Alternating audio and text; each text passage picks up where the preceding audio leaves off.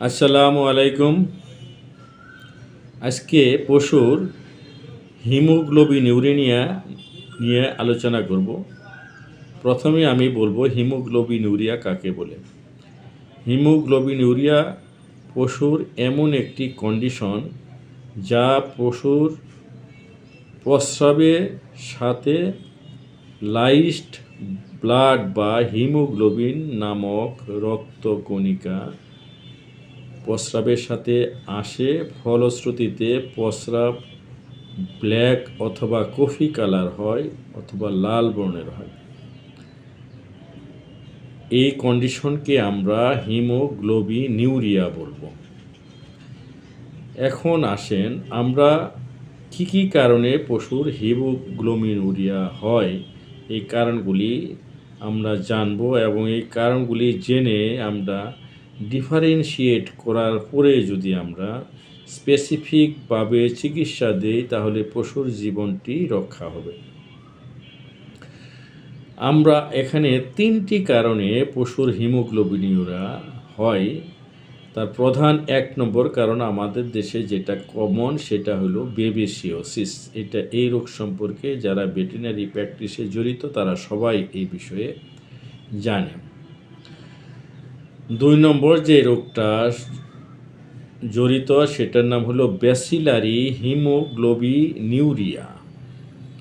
আর 3 নম্বর যে রোগটা জন্য হিমোগ্লোবিনিউরিয়া হয় সেটা হলো পোস্ট পার্সুরিয়েন্ট হিমোগ্লোবিনিউরিয়া। তাহলে আমি 3টি রোগের কথা বললাম। একটি হইল বেবিসিওসিস, 2 নম্বর হইল ব্যাসিলারি হিমোগ্লোবিনিউরিয়া, 3 নম্বর হইল পোস্ট পার্সুরিয়েন্ট হিমোগ্লোবিনিউরিয়া।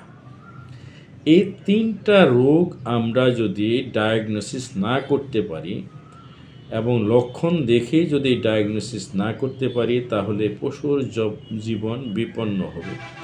কারণ 3টা রোগেরই চিকিৎসা ভিন্ন ভিন্ন ধরনের, কিন্তু 3টা রোগের লক্ষণ বা সিমটম প্রায় একই। বিশেষ করে 3টা রোগের ক্ষেত্রেই হিমোগ্লোবিনিউরিয়া থাকবে বা প্রস্রাবে রং কালো অথবা ব্ল্যাক হবে এবং প্রস্রাবে লাইসড ব্লাড থাকবে। তাহলে আমরা এখন এই 3টে রোগ যদি আমি পৃথকভাবে আলোচনা করি আমরা সহজেই এক রোগ থেকে আরেকটা রোগের ডায়াগনোসিস বা ডিফারেন্সিয়েট করতে পারবো এবং সহজেই সেটা ডায়াগনোসিস করে চিকিৎসা দেওয়ার পরে পশুটির জীবন রক্ষা করতে পারবো। প্রথমে আমি আসি বেবিসিওসিস। এটা আমাদের দেশে একটা কমন রোগ। বেবিসিয়া সম্পর্কে সবাই জানে। এটা একটা প্রোটোজোয়াল ডিজিজ এবং এই রোগে যে লক্ষণগুলো থাকবে এই লক্ষণগুলো আমি আলোচনা করব। বিশেষ করে এই লক্ষণটা হলো যে এটা একটা টিক বর্ন ডিজিজ এবং গরুর গায়ে আঠালি থাকার ইতিহাস থাকতে হবে অথবা গোয়ালঘরের বেড়ায় বা অন্যান্য গরুর গায়ে যে গরুগুলো একসঙ্গে থাকে এই গরুগুলার গায়ে আঠালি থাকার একটা ইতিহাস থাকতে হবে। 2 নম্বর হলো যে এই রোগটা হইলে আমাদের পশুর গায়ে জ্বর থাকবে। প্রথমে জ্বর থাকবে, খুবই কমন। তাহলে আর এর সঙ্গে যদি আমি ডিফারেন্সিয়েট করার জন্য ব্যাসিলারি হিমোগ্লোবিনিউরিয়ার ক্ষেত্রে যদি আমরা কম্পারেটিভ স্টাডি করি তাহলে ব্যাসিলারি হিমোগ্লোবিনিউরিয়ার ক্ষেত্রে গরুর গায়ে আঠালি থাকার কোনো ইতিহাস থাকবে না। 2 নম্বর হইল যে বেবিসিওসিসের ক্ষেত্রে গরুর গায়ে জ্বর থাকবে। ব্যাসিলারি হিমোগ্লোবিনিউরিয়ার ক্ষেত্রেও গরুর গায়ে জ্বর থাকবে। 3 নম্বর যেটা রোগটা বলছিলাম পোস্ট পার্সুরিয়েন্ট হিমোগ্লোবিনিউরিয়া, এই দুইটা সিমটম পোস্ট পার্সুরিয়েন্ট হিমোগ্লোবিনিউরিয়ার ক্ষেত্রে অনুপস্থিত থাকবে। তার মানে এই ক্ষেত্রে জ্বরও থাকবে না অথবা তার আঠালি থাকার ইতিহাসও থাকবে না। 3 নম্বর যে পয়েন্ট আমরা বলবো বেবি শিশুর ক্ষেত্রে, এটা যে কোনো বয়সের প্রাণীদের হয়। এটা পুরুষ অথবা গাভী যে কোনো বয়সের প্রাণীদের ক্ষেত্রেই হবে। ব্যাসিলারি হিমোগ্লোবিনের ক্ষেত্রেও এটা যে কোনো বয়সের প্রাণীদের ক্ষেত্রেই হবে। কিন্তু এবং পুরুষ এবং মহিলা গাভী অথবা বলদ উভয় গরুর ক্ষেত্রেই ব্যাসিলারি হিমোগ্লোবিনিউরিয়া এবং বেবিসিওসিস দেখা দিবে। 3 নম্বর যেটা পোস্ট পার্সুরিয়ান হিমোগ্লোবিনের ক্ষেত্রে, এটা শুধুমাত্র গাভীদের হবে এবং পোস্ট পার্সুরিয়ান্ট হিমোগ্লোবিনিউরিয়া এটা শুধুমাত্র এর বাচ্চা দেওয়ার কয়েক দিনের মধ্যেই হবে। এটা কিন্তু বাচ্চা দেওয়ার ইতিহাস থাকতে হবে। খুবই কিন্তু একটা সিগনিফিক্যান্ট রোগ, সিগনিফিক্যান্ট সাইন। এটা পোস্ট পার্সুরিয়ান্ট হিমোগ্লোবিনিয়ার ক্ষেত্রে বাচ্চা দেওয়ার ইতিহাস থাকবে। 4 নম্বর একটা লক্ষণ, খুবই কমন লক্ষণ, সেটা হলো যে বেবিসিএসএসের ক্ষেত্রে 36 ঘন্টা প্রথম দিকে ডায়রিয়া থাকবে। ব্যাসিলারি হিমোগ্লোবিনের ক্ষেত্রে কন্টিনিউয়াস ডায়রিয়া থাকবে। বেবিসিএসএসের ক্ষেত্রে ডায়রিয়া শুধুমাত্র 36 ঘন্টা থাকবে, তারপরে ডায়রিয়া বন্ধ হয়ে যাবে, কনস্টিপিকেশন দেখা দেবে। কিন্তু ব্যাসিলারি হিমোগ্লোবিনিউরিয়ার ক্ষেত্রে এটা ডায়রিয়াটা কন্টিনিউয়াস থাকবে, এটা বন্ধ হবে না। ব্যাসিলারি হিমোগ্লোবিনিউরিয়া কিন্তু একটা ব্যাকটেরিয়াল ডিজিজ। এটা যে কারণটা হয় সেটা হলো ক্লস্ট্রিডিয়াম হিমোলাইটিকামের toxin associated with liver damage.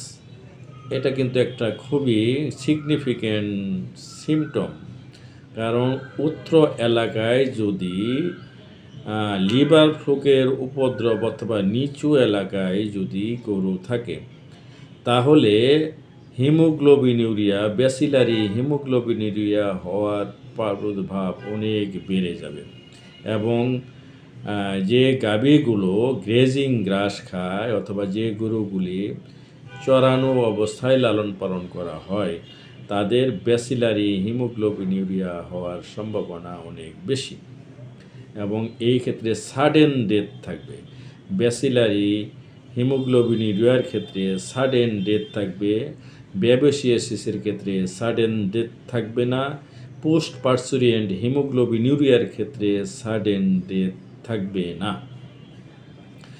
এখন আসেন খুবই একটা কমন এবং খুবই সিগনিফিক্যান্ট একটা ডিজিজ হিমোগ্লোবিনিউরিয়ার ক্ষেত্রে। ব্যাসিলারি হিমোগ্লোবিনিউরিয়ার ক্ষেত্রে যদি ট্রিটমেন্ট করা না হয় তাহলে 95% অ্যানিম্যাল মারা যাবে। কিন্তু বেবিসিএসএসের ক্ষেত্রে মৃত্যুর হার অত হবে না, এটা আস্তে আস্তে ভালো হয়ে যেতে পারে, কিন্তু মৃত্যুর হার 95%-এর অনেক কম হবে। এবং পোস্ট পার্সুরিয়ান হিমোগ্লোবিনের ক্ষেত্রেও মৃত্যুর হার অনেক এর চেয়ে কম হবে। এখন আসি পোস্ট পার্সুরিয়েন্ট হিমোগ্লোবিনের ক্ষেত্রে কিছু স্পেসিফিক আরেকটি সিমটম, সেটা হলো আমি আগেই বলেছি, এটা গাভীর বাচ্চা দেওয়ার সঙ্গে জড়িত।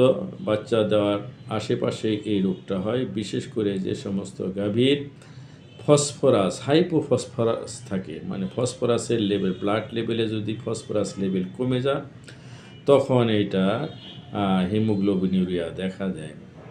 এবং এই রঙটা হবে রেড থেকে ব্রাউন, বাদামি থেকে লালচে বাদামি। আর ব্যাসিলারি হিমোগ্লোবিনিয়ার ক্ষেত্রে যে প্রস্রাবটা দেখা দিবে, সেই প্রস্রাবটার রং থাকবে পোর্ট ওয়াইন হইল লালচে, গাঢ় লালচে। এবং আরেকটা খুবই স্পেসিফিক সিমটম, সেটা হলো ব্যাসিলারি হিমোগ্লোবিনিউরিয়ার ক্ষেত্রে জন্ডিস থাকবে বা হলুদ, যদি চোখ আমরা দেখি, চোখের পাতার নিচে দেখি, তাহলে হলুদ বর্ণের কালার ডিসকালারেশন থাকবে। কিন্তু অন্যান্য যে দুটো রোগ আছে, পোস্ট পার্সিডিয়েন্ট হিমোগ্লোবিনিয়ার ক্ষেত্রে এবং বেবি সিএসএসের ক্ষেত্রে এটা এনিমিয়া থাকবে। এখানে জন্ডিস থাকবে না। জন্ডিস না থাকার কারণ হলো যে এই দুইটা রোগে পোস্ট পার্সিডিয়েন্ট হিমোগ্লোবিনিউরিয়া এবং বেবি সিএসএসের ক্ষেত্রে কিন্তু লিভার এফেক্ট করে না, সেই জন্য এই ক্ষেত্রে জন্ডিস থাকবে না। সুতরাং ব্যাসিলারি হিমোগ্লোবিনিয়ার ক্ষেত্রে জন্ডিস থাকবে। কারণ হলো এই যে এটা লিভার ফ্লুক অনেক সময় থাকে এবং লিভার জড়িত হয়, কারণ হলো ক্লোস্ট্রিডিয়াম হিমোলাইটিকাম টক্সিন এর লিভার এফেক্ট করে এবং লিভারে টক্সিন সিক্রেট হওয়ার পরে লিভার ড্যামেজ করে, এবং সেই জন্য এটা জন্ডিস এর লক্ষণ দেখা যায়। তাহলে আমরা তিনটা রোগ সম্পর্কে যে আমরা আলোচনা করলাম, সেটা থেকে আমরা সহজেই ডায়াগনোসিস করতে পারি। আমি আবারই বলছি যে এই তিনটা রোগ কিন্তু একই ধরনের, কিন্তু আমরা যারা ভেটেরিনারি পেশায় জড়িত আছি, চিকিৎসা পেশায় জড়িত আছি, তারা স্পষ্টভাবে যদি এগুলো ডায়াগনোসিস না করে, তাহলে পশুর জীবন বিপন্ন হতে পারে। তাহলে আমি আবার সংক্ষেপে বলছি, ব্যাসিলারি হিমোগ্লোবিনের ক্ষেত্রে জন্ডিস থাকবে, এখানে কন্টিনিউয়াস ডায়রিয়া থাকবে, এবং এই ক্ষেত্রে পশুর সাডেন ডেথ থাকতে পারে এবং মৃত্যুর হার অনেক বেশি। এবং ব্যাসিলারি হিমোগ্লোবিনিউরিয়ার চিকিৎসা হইল পেনিসিলিন অথবা টেট্রাসাইক্লিন, এবং এখানে লিভার টনিক দেওয়া যেতে পারে, যেহেতু লিভার এটা এফেক্ট থাকবে।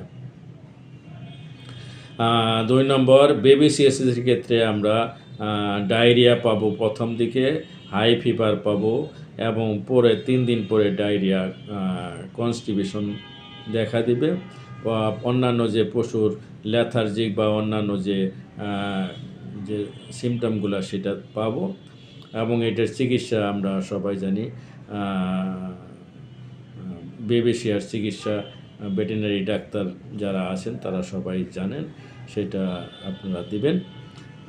এবং ব্যাপকপ, বিশেষ করে ব্যাপকপ পাওয়া যায় বাজারে। বেবি সিএসএসের ক্ষেত্রে আরেকটা স্পেসিফিক সিমটম হলো যে এখানে জন্ডিস থাকবে না। 3 নম্বর আরেকটা হলো পোস্ট পার্সিডিয়েন্ট হিমোগ্লোবিনিউরিয়ার যে আমি সিমটমগুলো বলছিলাম, এখানে আবারই সংক্ষেপে বলছি, সেটা হলো যে এটা গাভী বাচ্চা দেওয়ার সঙ্গে জড়িত। এটা হলো এটা ফসফরাস লেভেল যদি কমে যায়, তখন এটা ব্লাডে আরবিসি ভেঙে যায়, এবং সেই জন্য এটা হিমোগ্লোবিনিউরিয়া হয়। এর ট্রিটমেন্ট হলো সোডিয়াম অ্যাসিড ফসফেট আইবি বা ফসফরাস সাপ্লিমেন্ট দিয়ে আমরা চিকিৎসা করতে পারি। সুতরাং আমি যে তিনটা রোগের কথা বললাম খুবই গুরুত্বপূর্ণ, এবং বাংলাদেশে 3টা রোগী কমন। 1 নম্বর বেবি সিএসএস, 2 নম্বর ব্যাসিলারি হিমোগ্লোবিনিউরিয়া, 3 নম্বর হলো পোস্ট পার্সিডিয়েন্ট হিমোগ্লোবিনিউরিয়া। এই 3টা রোগ আমাদের ডায়াগনোসিস করে, এবং দক্ষ ভেটেরিনারিয়ান যারা আছে তারা অবশ্যই এই 3টা রোগের কম্পারেটিভ স্টাডি করার পরে চিকিৎসা দেওয়ার পরে, এবং স্পেসিফিক চিকিৎসা দিলে পশুটির জীবন রক্ষা পাবে এবং আমাদের খামারি অনেক উপকৃত হবে। সবাইকে ধন্যবাদ।